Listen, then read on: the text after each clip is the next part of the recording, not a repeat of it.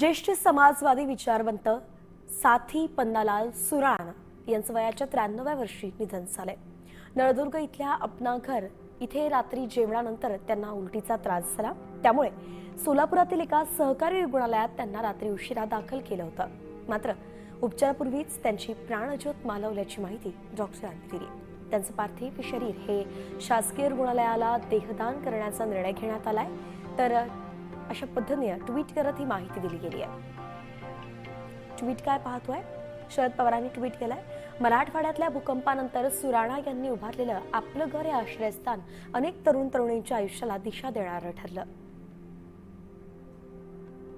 पन्नालाल यांच्या निधनानं समाजवादी चळवळीचं मोठं नुकसान झालं। संपूर्ण आयुष्य समाजासाठी अर्पण करणारे थोर समाजपुरुष पन्नालाल होते।